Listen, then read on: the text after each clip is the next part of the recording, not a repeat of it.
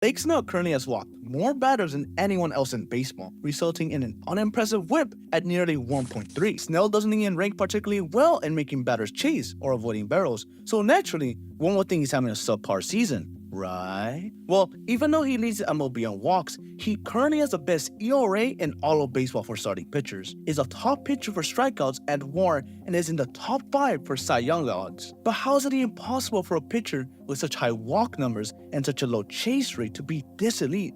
Arguably the best in the MLB? Well, it's actually really simple. Blake Snell is simply unhittable. In 2023, hitters are averaging a 203 batting average off Snell as a whole. That's 4th best in MLB behind studs like Shohei Ohtani, Corbin Burns, and Orioles breakout Tyler Wells.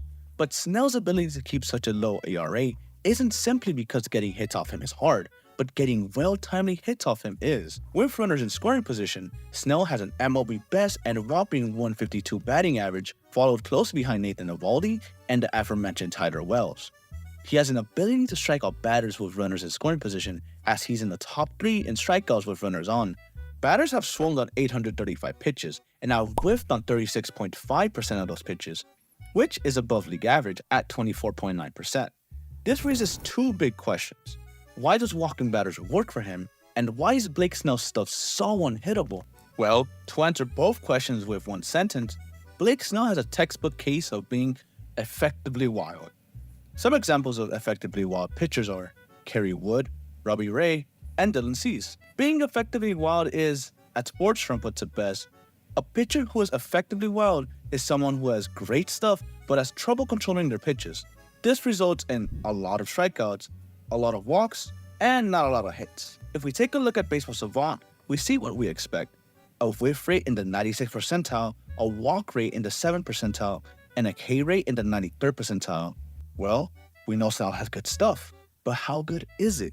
According to Stuff Plus, a stat which looks at pitches in multiple ways, such as release point, velocity, spin rate, and movement, it's unsurprising to see Blake Snell once again topping the leaderboard, as, according to Stuff Plus, he overall has the best stuff in the game. So, what has Blake Snell done differently this season? Well, for one, Snell has drastically cut down his slider usage, dropping it from 24.3% to 14.6%. He also drastically increased his changeup usage from 5% to 17.2% as well. His fastball usage saw a slight downtick in usage of about 5%, and his curveball saw a slight uptick at 2%. If we take a quick look at the numbers of his pitches, we find some really interesting numbers. For one, his fastball has been far from unhittable, as hitters are hitting a 280 with a 439 slug percentage, with an expected slug of a whopping 517. However, his off-speed pitches are where his real bread and butter are, as hitters are slashing a minuscule 91 average with a 159 slug of his signature curveball.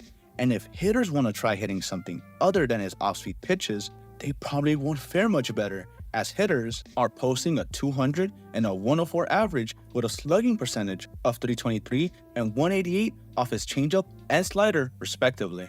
I'd also like to mention the addition of Gary Sanchez behind the dish. Since Sanchez was added on May 29th, he caught every one of Snell's games. Let's take a quick look at Snell's ERA in the month of May, April, and after Sanchez was added to the team in the months of June and July. Although Sanchez may not be the best framer or has the best arm, he has done a really good job of stopping breaking balls in the dirt, which has been a big problem. On Snell's start on July 20th, Sanchez blocked 12 pitches in the dirt, limiting a lot of damage. Even with that, Snell's success isn't strictly based on Gary Sanchez. Now, if we look at Snell's curveball again, no doubt it's elite. But what's really interesting is, according to Baseball Savant, Snell's curveball spin rate is only in the 40th percentile, which may raise some question marks on why it's so good. Well, the answer is simple: tunneling. Both Snell's curveball and fastball are released at 6.7 feet above the ground, which keeps hitters guessing. Judging from Blake Snell's fastball numbers, hitters are likely hunting the heater, and with Snell's curveball being almost 40 inches lower than his fastball,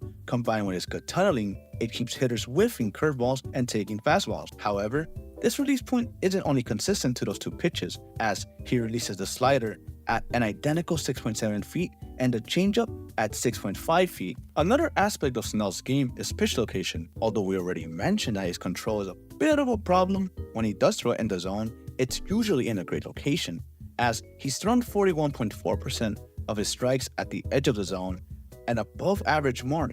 If we look at his pitch density on each count, basically the percentages of each pitch type depending on the count on the batter, we see that the further Snell gets behind the count, the more he throws a heater, as he throws a heater nearly every time he's on a 3-0 count.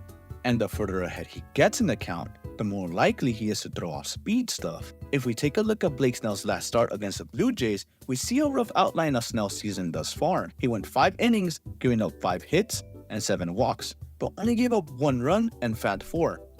Although the hits were higher than his season average and the strikeout stuff wasn't there, Snell still left runners on base effectively. If we take a look at Snell's FIP, we can see it's a lot higher than his ERA, by nearly 1 point. This is in stark contrast to Snell last year, as his FIP was nearly 60 points lower than his ERA. Now, does that mean Snell is potentially getting super lucky this year? Perhaps, but his walks are what's impacting these numbers by far the most. And since we know walks aren't much of an issue for Snell, this concerning FIP seems slightly less worrying. So, we've established that Blake Snell's having a really good year, a Cy Young caliber year. But what does that mean for the Padres? Well, a lot actually. For one, Blake Snell's a free agent after the season, which means a few things. For one, should the Padres trade Snell at the deadline? Well, on paper it makes sense as they're having a losing season and a very valuable trade piece on their hands. Now, if they don't trade him, which according to some sources they won't, they should really offer Blake some sort of extension, as this team is built to compete for the future. And letting a pitcher like Snell walk, get it? Because he walks a lot of batters, makes no sense, since they get nothing in return. Anyways, that's just my 2 cents on it. If you stuck out for this long, consider liking and subscribing, as more Padres content along the way. And as always, stay hydrated.